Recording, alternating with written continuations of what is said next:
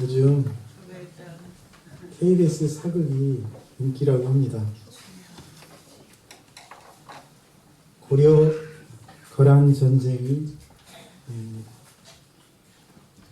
그 드라마인데 시청률이 10%가 넘는데요. 10%가 넘는다는 건 꽤 많이 나오는 겁니다.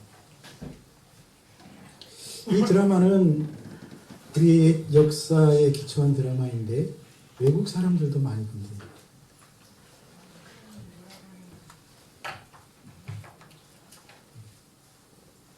거란에 침입해서 나라를 구했던 강감찬 장군에 대한 이야기가 아마 주제인 것 같습니다. 우리 국민들은 어떻습니까? 이 드라마를 보면서 우리나라를 구한 강감찬 장군, 훌륭한 분이고 대단한 사람이라며 자랑스러워합니다. 그런데 성경은 강감찬 장군보다 더 대단한 사람이 있다고 말하고 있습니다. 잠언 16장 32절. 자, 어떤 사람이 강감찬 장군보다 대단한 사람인지 들어보십시오. 노하기를 더디하는 자는 용사보다 낫고 자기 마음을 다스리는 자는 성을 빼앗는 자보다 나으니라 라고 말하고 있습니다. 노하기를 더디하고 자기 마음을 다스리는 사람이 성을 빼앗고 나라를 지킨 사람보다 더 낫다는 것입니다. 이는 사람이 어떤 외부적인 큰 업적을 이루는 것보다 자기 내면을 다스리는 것이 더 중요하고 힘든 일일 것입니다. 또한 이 세상을 창조하시고 다스리시는 하나님의 관심, 하나님이 더 중요하게 여기시는 것은 나라를 구하거나 성읍을 차지하는 것보다 욕심으로 가득한 자신의 마음을 다스리는 일일 것입니다. 여러분, 거란족한테는 강감찬 장군이 영웅일까요? 영웅이 아니겠죠? 우리 하나님은 나라를 지켰다고 강감찬 장군을 위대하고 대단한 사람이라고 칭찬하시거나 상주시지도 않을 거예요. 그거보다는 자신의 마음을 다스리고 할렐루야, 자신의 성품을 다스릴 줄 아는 사람을 우리 하나님이 더 주목해 보시는 줄로 믿습니다. 그래서 성경은 지킬 만한 것보다 내 마음을 지키라고 말하고 있어요. 생명의 근원이 마음에서부터 나오기 때문이라는 것이지요. 그렇습니다. 나라를 지킨 이순신 장군이나 강감찬 장군, 우리 민족에게는 대단하고 훌륭한 사람들입니다. 하지만 우리 하나님께는 자신의 마음을 다스리는 사람이 대단하고 더 훌륭한 사람입니다. 저와 여러분이 자신의 마음을 잘 다스리고 지킴으로 하나님께 사랑받고 칭찬 듣는 종들이 될 수 있기를 주님의 이름으로 축복합니다. 세계에서 가장 영향력 있는 여성이라고 하면 미국의 오프라 윈프리를 꼽을 수 있습니다. 그녀가 레리 킹과 인터뷰하면서 어린 시절 자신을 잘 컨트롤하지 못했던 그 어린 시절에 대해 얘기한 적이 있습니다. 저는 어린 시절에 항상 싸워야 했습니다. 아버지와 싸워야 했고, 불효자매이죠. 삼촌들과 맞서 싸워야 했고, 오빠들과 싸워야 했습니다. 얼마나 가열질적이고 참지 못하고 그런 여인이었는지 알 수 있습니다. 그런 오프라 윈프리가 지금은 세계에서 가장 영향력 있는 여성으로 꼽히고 있습니다. 그녀는 가난한 가정에서 태어나 많은 가족들 속에서 고통을 당하며 성장했지만 그런 과정이 그녀의 자신을 다듬고 다스릴 줄 아는 훈련의 시간이었을 것입니다. 그래서 오프라 윈프리는 자신의 마음을 다스리고 감정을 조절할 줄 알았기에 성공한 사람이 되었고 많은 사람들로부터 인정받는 사람이 된 줄로 믿습니다. 그래서 자신을 다스리고 자신을 컨트롤할 줄 아는 사람이 대단한 사람입니다. 성경에서 우리가 살펴보면 싸움을 제일 많이 한 사람을 들라면 두 사람을 볼 수 있습니다. 하나는 여호수아, 가나안 정복 전쟁을 해야 했으니까 얼마나 많은 전쟁을 하고 얼마나 많은 사람을 죽였겠습니까? 또 한 사람을 들라보면 다윗입니다. 다윗도 여호수아 못지않게 수많은 전쟁을 했고 많은 사람들의 피를 흘렸습니다. 다시 말하면 이 두 사람은 피를 많이 흘린 사람들입니다. 무엇을 위해서? 나라를 위해서. 고상하게는 나라를 위해서지만 좀 더 세부적으로 보면 자기 자신을 위해서였을 것입니다. 특별히 다윗이 얼마나 많은 피를 흘렸는지 그를 향한 하나님의 마음을 알 수 있는 대목이 있습니다. 다윗이 많은 전쟁을 통해서 수많은 적들을 죽이고 나라를 지키고 나라를 굳건히 세우기는 했지만 그가 성전을 짓겠다고 할 때 하나님 허락하십니까? 허락하시지 않습니다. 너는 피를 많이 흘렸으니 내 하나님의 성전을 짓지 못하고 아들에게 짓게 하겠다고 말씀하십니다. 얼마나 슬픈 일입니까?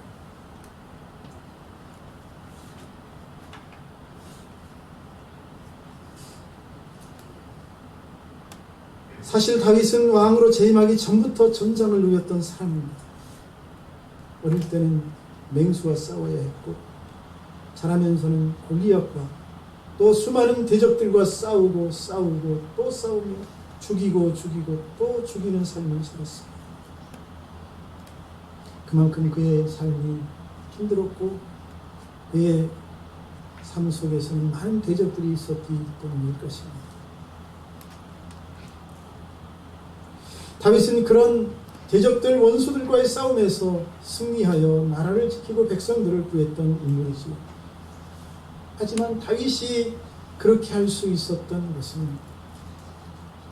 무엇보다도 자신과의 싸움에서 승리했기 때문일 것이라고 저는 생각합니다. 그래서 하나님이 그로 하여금 대적들로부터 승리하도록 지켜주시고 인도해 주셨다고 믿습니다. 그것을 증언하는 말씀이 사도행전 13장 22절. 다윗을 왕으로 세우시고 증언하여 이르시되 내가 이새의 아들 다윗을 만나니 내 마음에 맞는 사람이다. 하나님이 다윗을 내 마음에 맞는 사람이라고 말씀하십니다. 왜 하나님의 마음에 맞습니까? 많은 대적들을 물리쳤습니까? 많은 사람을 죽였습니까? 그게 아니겠죠. 그 마음이 하나님의 마음에 맞았다는 것입니다. 다시 말하면 다윗은 많은 사람을 죽이고 많은 피를 흘리기는 했지만 자신을 다스리고 자신의 마음을 컨트롤할 줄 아는 사람이었다는 뜻입니다. 그렇습니다. 자신과의 싸움에서 승리하지 못하면 하나님의 마음에 들 수 없습니다. 그리고 성공적인 인생을 살아갈 수 없습니다.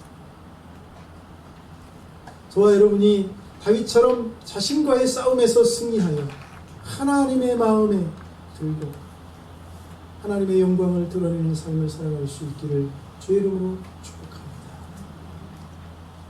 그렇다면 이 경쟁 사회, 정말 살아가기 각박한 이 시대를 살아가는 우리가 어떻게 우리의 마음을 다스릴 수 있겠습니까? 어떻게 우리의 마음을 컨트롤하는 것이 가능할까요? 무엇보다도 상관하지 말아요. 따라합시다. 상관하지 말자. 다시 한번 합시다. 상관하지 말자. 1절에 3절입니다. 악을 행하는 자들을 때문에 불평하지 말고 불의를 행하는 자들을 시기하지 말지어다. 그들은 풀과 같이 속히 배임을 당할 것이니 푸른 채소같이 쇠잔할 것이니 그러니 여호와를 의뢰하고 선을 행하라고 말하고 있어요. 악을 행하는 자들을 보고 불의를 행하는 자들이 잘 되는 것을 보고 그들이 잘 사는 것을 보고 잘 나가는 것을 보고 시기하지 말고 너는 여호와를 의뢰하고 그들을 신경 쓰지 말고 하나님이 기뻐하시는 선한 일에 열심을 다하라는 뜻입니다. 여기 불평과 시기라는 말이 나오죠. 왜 이런 불평을 하게 됩니까? 왜 이런 시기를 하게 될까요? 나는 하나님을 섬기며 세상을 주관하시고 복의 근원이 되시는 하나님을 섬기며 하나님이 기뻐하시는 말씀을 붙들고 선을 행하고 의롭게 살아가는데 잘 안 돼. 잘 안 되는 것 같아. 그런데 하나님을 섬기지 않는 저 사람들은 악하게 살고 죄 가운데서 살고 온갖 불법을 행하는데 잘 돼. 그러니 하나님 앞에서 불평하고 시기하는 것이겠지. 자기보다 악한 자들이 더 잘되고 성공하는 것 같으니 부러워하는 것입니다. 하지만 이는 하나는 알고 둘은 모르는 사람입니다. 본문을 잘 보세요. 악을 행하는 자들과 불의를 행하는 자들은 풀과 같이 속히 배임을 당하고 풀과 같이 속히 배임을 당하고 풀이 몇 철이나 존재합니까? 푸른 채소같이 곧 세잔해진대요. 여러분, 풀과 같이 속히 배임을 당하고 푸른 채소같이 곧 세잔해질 사람들의 삶을 부러워하다니 어리석은 사람이라고 말하지 않을 수 없습니다. 그들이 누리는 그 부귀영화가 얼마나 하겠습니까? 여러분, 예수를 믿는 그리스도인들은 그들처럼 속히 배임을 당하지 않습니다. 곧 쇠잔해지지도 않습니다. 왜냐하면 우리를 붙들고 계시는 하나님이 영원하신 분이기 때문입니다. 할렐루야. 그러니 누가 누구를 부러워해야 합니까?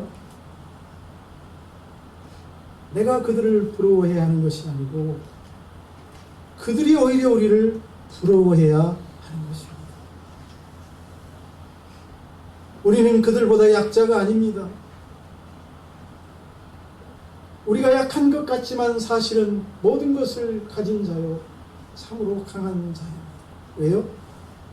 천하보다 이 천하에 있는 모든 것들보다 강하고 크신 하나님이 우리와 함께 하시기 때문입니다. 그러니 풀과 같이 속히 배임을 당하고 푸른 채소같이 곧 세잔해질 사람들, 그들을 보면서 불평하고 시기해야 할 이유가 없는 것입니다. 그렇다면 이미 자기와의 싸움에서 패배한 것입니다.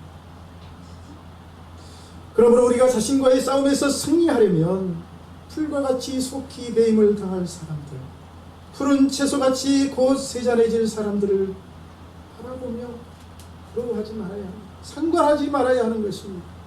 자꾸 신경 쓰고 쳐다보고 자꾸 바라다 보면 어떻게 될까요?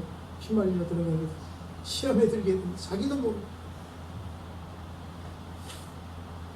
저와 여러분, 지혜로운 성도들이 되어 악을 행하며 잘되는 사람들을 상관하지 말고 자신의 마음을 지키고 하나님이 기뻐하시는 선을 행하는 삶에 매진할 수 있기를 주의 이름으로 축복합니다. 레리 넬슨이라는 세계적인 프로 골퍼에 대한 이야기입니다. 그는 1983년 미국 오픈 경기에서 우승해서 이rak 세계적인 골퍼가 됐습니다. 그 당시 있었던 일화입니다. 그가 16번 홀에서 잠시 앉아서 하나님께 기도했습니다. 그때까지만 해도 그의 골프 성적은 형편없었습니다. 그가 우승할 것이라면 아무도 예상하지 못했습니다. 그가 기도하는 모습을 보는 친구가 물었습니다. 이보게, 우승 트로피를 달라고 하나님께 기도드리는 건가? 그가 대답합니다. 아니야, 정반대에 있어. 트로피가 내 머릿속에서 사라지게 해달라고 기도했다. 그리고 하나님이 주시는 평안한 마음을 마음껏 누릴 수 있도록 해달라고 기도했지. 그런 후에 레리 랜스는 그 경기에서 우승하게 됩니다. 그는 기도를 통해 자기의 들뜬 마음을 비우고 욕망을 비웠던 것입니다. 기도함으로 자신의 마음을 다스린 것이란 말입니다. 그리고 그가 자신의 마음을 다스린 데 성공하자 뜻밖의 우승이라는 선물이 그에게 찾아온 것이죠. 우리는 7절로 8절의 말씀을 깊이 새겨야 하겠습니다. 여호와 앞에 참고 잠잠하고 참고 기다리라. 무슨 얘기? 하나님을 믿으라는 거죠. 당장 악한 자들이 잘 되는 거 보고 그렇게 떠들지 말고 불평하지 말고 잠잠하고 참고 기다리라. 자기 길이 형통하며 악한 죄를 이루는 자 때문에 불평하지 말라. 분을 그치고 노를 버리며 불평하지 말라. 오히려 악을 만들 뿐이라고 말하고 있습니다. 그렇습니다. 여러분, 우리가 자신과의 싸움에서 승리하려면 자기 길에 형통하며 악한 죄를 이루는 자 바라보지 말아야 합니다.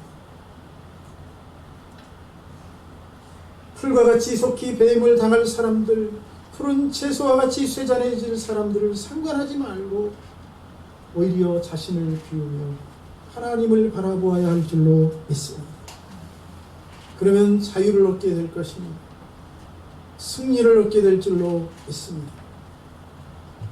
우리는 어떤 사람입니까? 이미 이생의 자랑과 육신의 정욕을 예수님의 십자가에 못 박은 사람.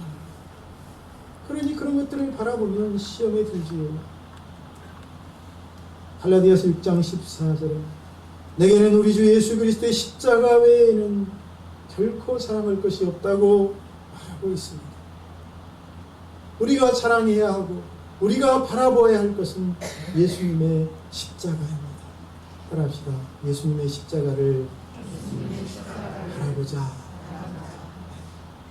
세상 사람들, 잘되는 사람들, 성공하는 것 같은 사람들 바라보고 부러워하지 말고 뭘 보고 부러워하라고요? 예수님의 십자가.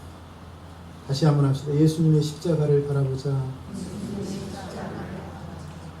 예수님의 십자가를 바라보세요. 마음에 욕심이 생기고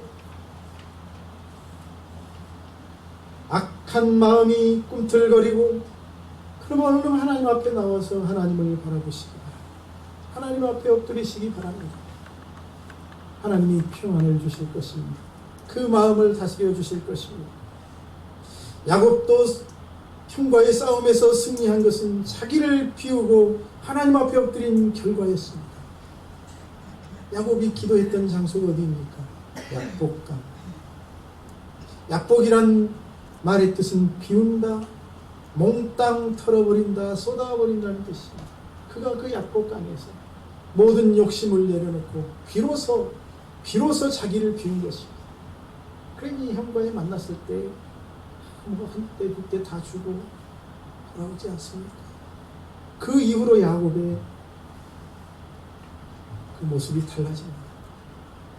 야곱이 기도했던 약복강 나루터는 자신을 철저히 비운 장소였습니다.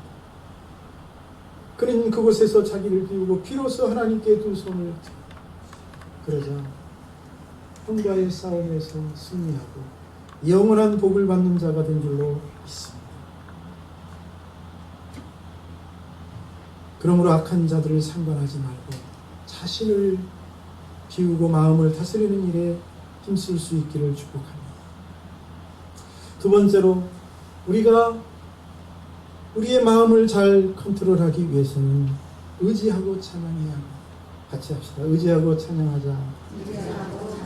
다시 한번 합시다. 의지하고 찬양하자. 4절로 6절입니다. 또 여호와를 기뻐하라. 기뻐하라는 말 속에 찬양하라는 말도 들어있습니다. 그가 내 마음의 소원을 내게 이루어 주시리로다. 내 길을 여호와께 맡기라. 그를 의지하면 그가 이루시고 할렐루야. 하나님을 의지하라는 것입니다. 우리가 언제 악을 행하는 자들과 불을 행하는 자들을 바라보지 않고 그들 때문에 분노하지 않고 불평하지 않을 수 있습니까? 그것은 정말 하나님이 나를 도와주시고 하나님이 내 삶을 주관하고 계신다는 것을 믿을 때입니다. 그것을 알 때입니다. 하나님은 우리를 돕는 분이라는 사실을 깨달을 때입니다. 그렇습니다. 여러분, 하나님은 살아계십니다. 그리고 우리를 도우시는 분이신 줄로 믿습니다. 지금도 하나님은 살아계셔서 불꽃 같은 눈으로 저와 여러분을 지키시며 보호하시는 줄로 믿습니다. 우리가 할 일은 악을 행하는 자들, 불의를 행하는 자들을 바라보는 것이 아니라 자기 길이 형통하며 악한 일을 행하는 자들을 부러워하는 것이 아니라 살아계신 하나님을 바라보고 나를 도우실 하나님을 기대하며 하나님을 의지하고 하나님을 찬양하는 것인 줄로 믿습니다. 그것이 우리가 승리하는 길입니다. 성경은 말합니다. 여호와를 경외하면 악을 떠나게 된다. 하나님을 경외하고 악한 삶에서 떠날 수 있기를 축복합니다. 찬양사역자 돈 고세스 목사님에 대한 이야기입니다. 그가 찬양사역에 헌신하게 된 이유는 부인 때문이었다고 합니다. 부인 이름이 조이라는 여자분인데 이 조이는 목사님의 가정에서 태어나서 어려서부터 음악을 했다고 합니다. 그녀는 교회에서 반주를 하며 하나님을 찬양했지만 마귀의 눌림에 시달리며 늘 고통을 당했습니다. 마귀가 조이의 귀에 대고 말합니다. 너는 21살까지밖에 살지 못한다. 21살이 되던 해에 죽을 것이다. 결국 우울증에 걸린 그녀는 고통 가운데 눌려 날마다 눈물을 흘리며 세월을 보내야 했습니다. 신경안정제를 먹으며 치료를 해도 낫지 않습니다. 귀신병이 그렇죠. 어느 날 저희가 하나님께 기도하는데 성령께서 마음에 말씀하십니다. 조이야, 마음을 다하고 정성을 다하여 하나님을 찬송하라. 형식적으로 하지 말고 진정으로 하나님께 찬양을 드려라. 그 음성에 이끌려 조이야 하나님께 진심으로 찬양과 경배를 드리기 시작합니다. 그러자 그녀를 짓누르고 있는 그 악한 영들이, 그 어둠의 세력이 사라지기 시작했습니다. 그 후 목사님과 결혼한 그녀는 남편과 함께 세계를 다니며 찬양 사역을 인도하고 있죠. 하나님을 의지하고 하나님을 바라보면 악한 영들이 떠나가게 될 줄로 믿습니다. 어둠이 물러가게 될 줄로 믿습니다. 자기 마음속에 있는 어둠을 제거하는 일에 힘쓸 수 있기를 바랍니다. 자기 마음속에 있는 악과 어둠이 물러나는 가장 물리칠 수 있는 가장 강력한 무기는 하나님에 대한 믿음과 찬양. 하나님을 찬양하면 어둠이 물러갑니다. 귀신이 떠나갑니다.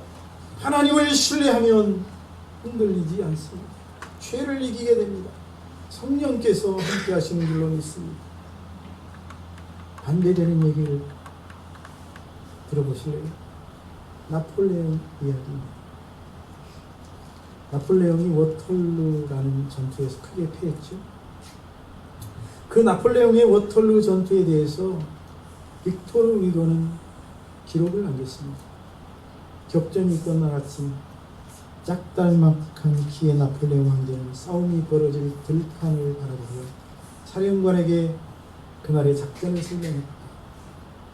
여기에 보병을 배치하고 저쪽에는 기병을 세우고 그리고 이쪽에는 포병을 배치할 것이요. 날이 저물 때 영국은 프랑스에 굴복해 있을 것이고 웰링턴은 나폴레옹의 포로가 되어 있을 것이요 라고 자신있게 말했습니다. 그 말을 들은 사령관이 조심스럽게 대답합니다. 각하, 계획은 사람이 세우지만 성패는 하늘에 달렸다는 것을 잊으시면 안 될 것입니다. 그러자 이 말을 들은 나폴레옹은 작달만한 몸을 쭉 펴서 느리며 자신만만하게 말했습니다. 장군은 나폴레옹이 친히 작전 계획을 세웠다는 것과 나폴레옹이 성패를 주장한다는 사실을 명심하기 바랍니다. 빅토르 위고는 그 대목에서 다음과 같이 적었습니다. 그 순간부터 이미 워털루 전투는 패배한 것이나 다름없습니다. 그리고 그가 적은 그대로 나폴레옹은 그 전투에서 처참하게 패배합니다. 하나님께서 비와 우박을 퍼부어서 나폴레옹 군대는 그가 계획했던, 나폴레옹이 직접 계획했던 작전을 하나도 펼 수가 없었습니다. 그리하여 전투가 벌어진 그날 밤 나폴레옹은 오히려 웰링턴 장군의 포로가 되고 영국이 아니라 프랑스가 영국에 굴복하고 말았습니다. 나폴레옹이 천하의 명장이지만 하나님을 무시하고 하나님을 찬양하지 않으니, 하나님을 인정하지 않으니 패배한 것입니다. 그렇습니다. 우리는 나의 젊음, 나의 건강, 내가 가진 물질, 능력, 지혜를 의지해서는 안 됩니다. 물론 그 모든 것을 가지고 최선을 다해야 하지만 우리의 삶을 주장하시는 분은 그것이 아니라 하나님이라는 사실을 잊어서는 안 됩니다. 그러므로 우리가 진정으로 의지해야 할 분은 하나님인 줄로 믿습니다. 우리는 그래서 오직 여호와 하나님을 의뢰해야 하는 것입니다. 우리 하나님은 하나님을 의지하고 하나님을 찬양하는 자에게 승리를 주시는 줄로 믿습니다. 그러므로 하나님을 의지하고 찬양함으로 큰 승리를 얻으시는 한 해가 될 수 있기를 주님의 이름으로 축복합니다. 마지막으로 우리가 우리의 마음을 잘 다스리고 성공적인 삶을 살기 위해서는 끝까지 겸손하고 온유해야 합니다. 같이 합시다. 끝까지 겸손하자. 끝까지 겸손하고 온유해야 합니다. 9절로 11절. 진실로 악을 행하는 자들은 끊어질 것이나, 여기서도 말하고 있죠. 악을 행하는 자들은 정말로 끊어진대요. 여호와를 소망하는 자들은 땅을 차지하리로다. 잠시 후에는 악인이 없어지리니 네가 그곳을 자세히 살필지라도 없으리로다. 그러나 온유한 자들, 온유한 자는 겸손한 자들을 포괄하는 말이다. 온유한 자는 땅을 차지하며 풍성한 화평으로 즐거워. 할렐루야. 악인들은 없어진다. 잘 되는 것 같죠. 성공하는 것 같죠. 떵떵거리며 사는 것 같죠.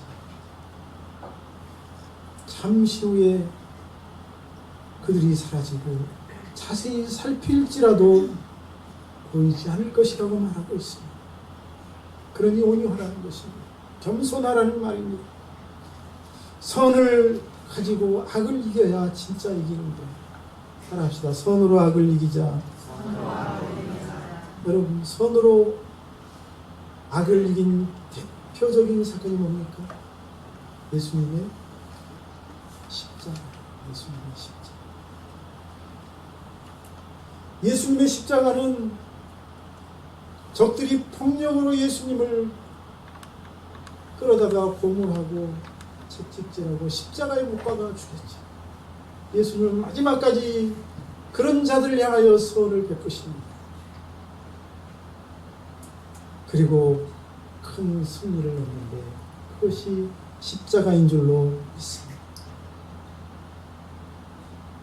로마서 12장 20절로 21절은 내 원수가 줄이거든 그래서 먹이라고 말합니다.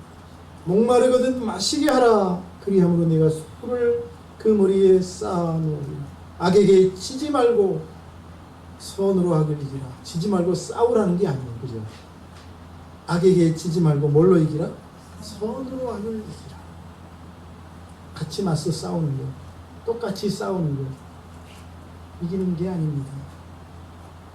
먼저 우리가 지켜야 할 그 소중한 우리의 마음이 한 가지 분노하게 되고, 그죠?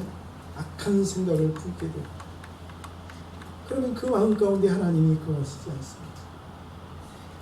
그래서 예수님께서 말씀하십니다. 나는 너희에게 이르노니 악한 자를 대적하지 말래요. 놔두래요. 또 내 이웃을 사랑하고 내 원수를 미워하라 했다는 것을 너희가 들었으나 나는 너희에게 이르노니 이 원수를 사랑하며 너를 핍박하는 자를 위하여 기도하라고. 이게 선으로 악을 이기는 거예요. 예수님이 그렇게 사셨잖아요. 선으로 악을 이기시고 마침내 부활하시면서 그들이 감히 예수 앞에 서지 못하게 하셨습니다. 그러므로 우리도 선으로 악을 이기는 사람이 되어야 할 줄로 믿습니다. 끝까지 겸손하고 온유함으로 승리하는 사람이 되어야 할 줄로 믿습니다. 2024년 끝까지 겸손하게 온유함으로 승리하는 한 해가 될 수 있기를 축복합니다.